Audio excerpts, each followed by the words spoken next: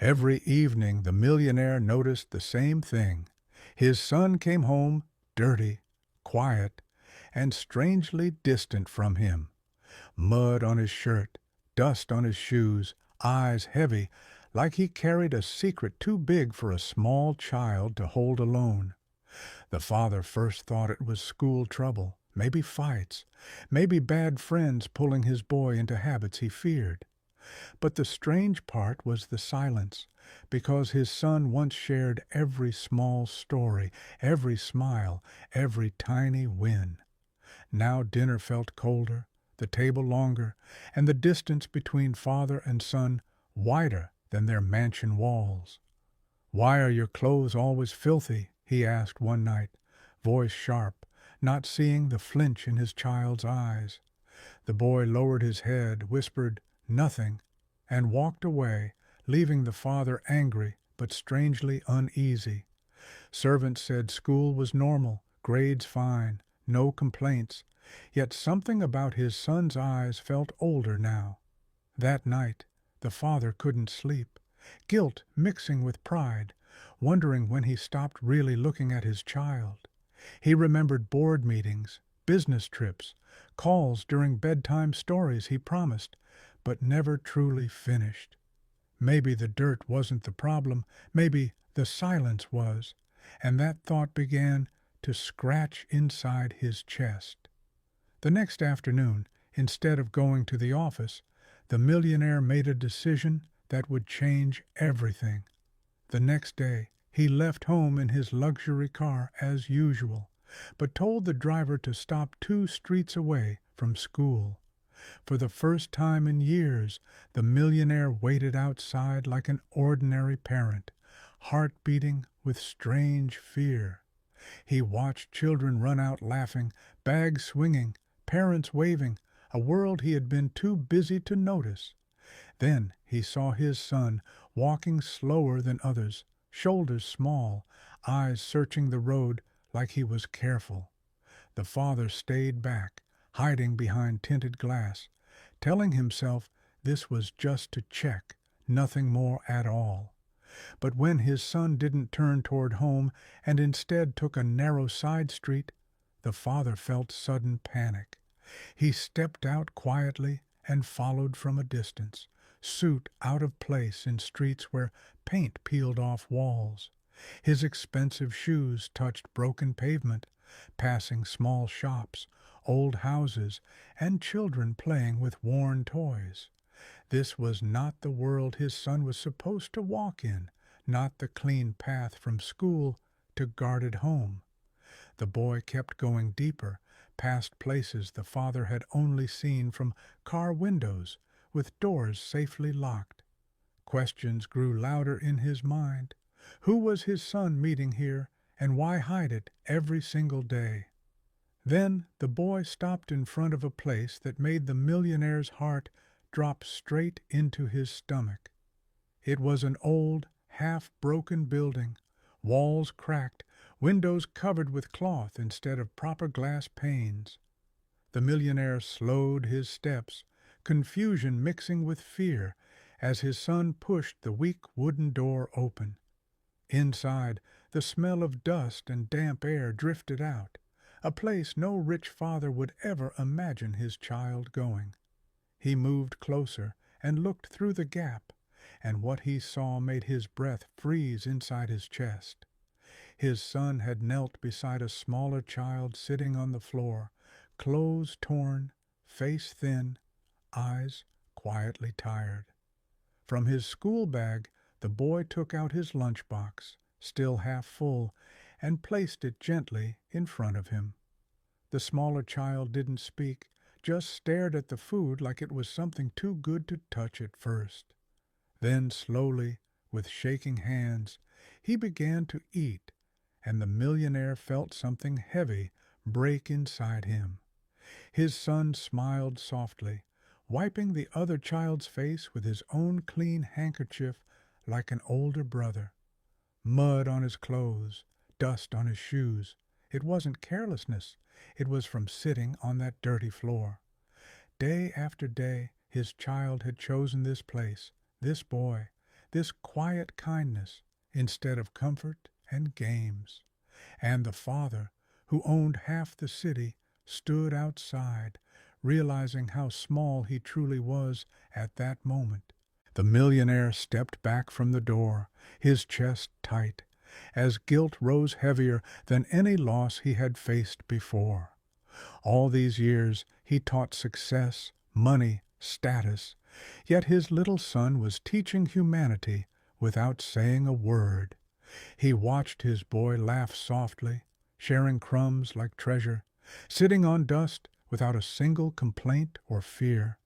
That mansion, those cars, those awards suddenly felt useless, standing against this quiet act of pure kindness.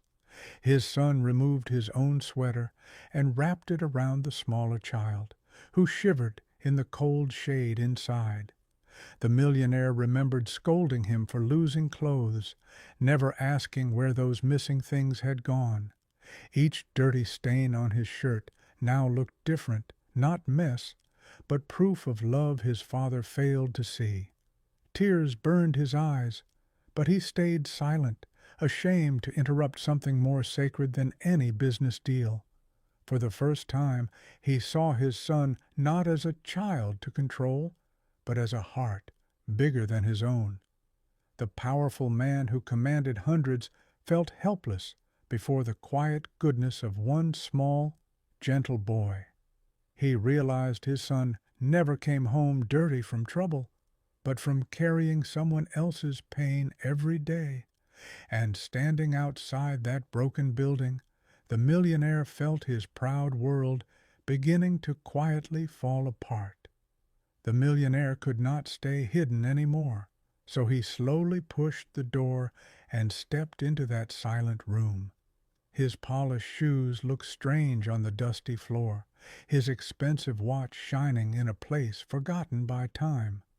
Both boys looked up, fear flashing in his son's eyes, like kindness had finally gotten him into trouble. "Dad, I can explain," the boy said quickly, standing up, trying to shield the smaller child behind him. But the father's face was not angry now, it was shaking, eyes wet with a truth he had never faced before. He looked at the thin child, the empty room, the cold walls, and felt his own success turn meaningless.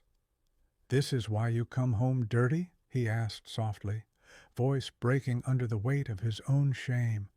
His son nodded, scared, saying, "He has no one. I just share food. Please don't stop me, Dad." Those words hit harder than any insult, because his child feared kindness might be forbidden in his home. The millionaire dropped to his knees, not caring about dust, and pulled his son into the tightest hug. "I'm sorry," he whispered, not just for today, but for every day he was too busy to see his heart. And in that broken building, a rich man finally met the real wealth his own child had been carrying. The millionaire wiped his tears and turned toward the smaller boy, who watched him with quiet, uncertain eyes. He gently asked his name, his age, and where his family was, fearing answers he already felt in his heart.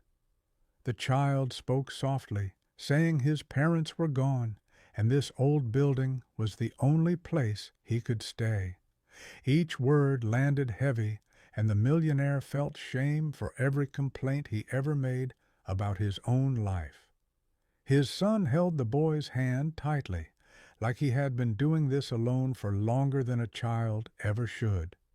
The father placed his expensive coat around both boys, not to show wealth, but to share warmth at last. "I didn't know," he said to his son, voice trembling, realizing absence can hurt more than any harsh word. His boy replied, "I tried to tell you, but you were always busy." And the truth cut deeper than blame. Years of meetings and profits suddenly looked small beside the simple courage of his son's daily kindness. He promised right there that this child would never sleep in fear again, never wonder where food would come.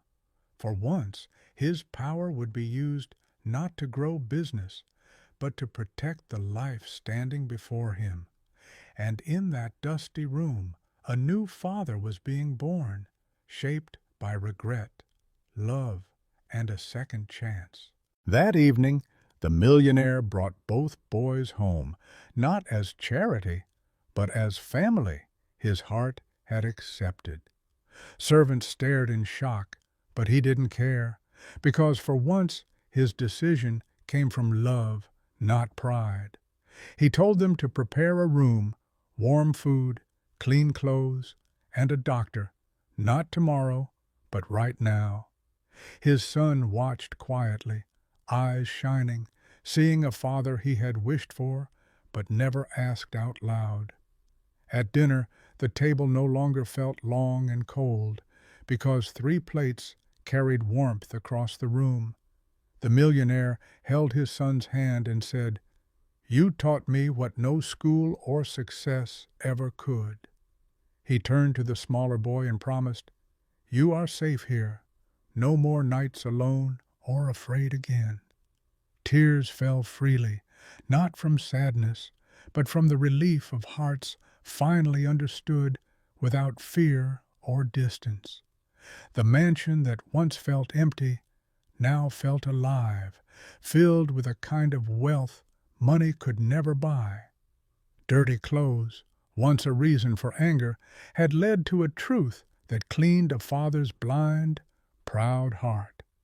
He learned that real success is not counted in money, but in the lives we lift when no one is watching.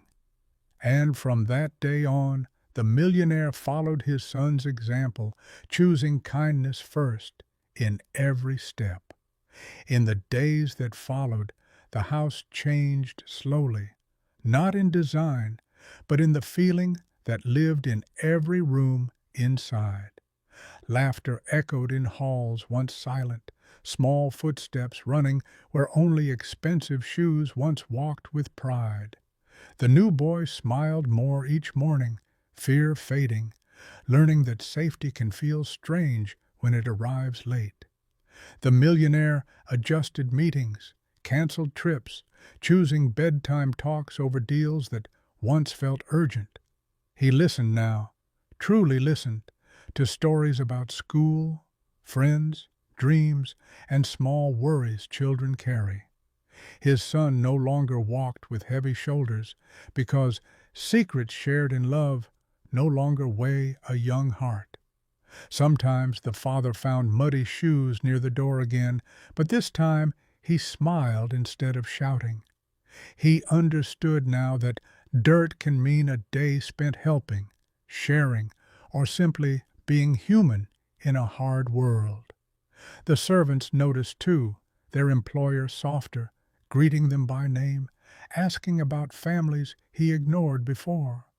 Kindness, once taught by a child, spread quietly through the house, changing more than rules ever could. At night, the millionaire often stood watching the boys laugh, wondering how close he came to missing this. He realized wealth had finally found meaning, not in numbers, but in the lives now safe under his roof.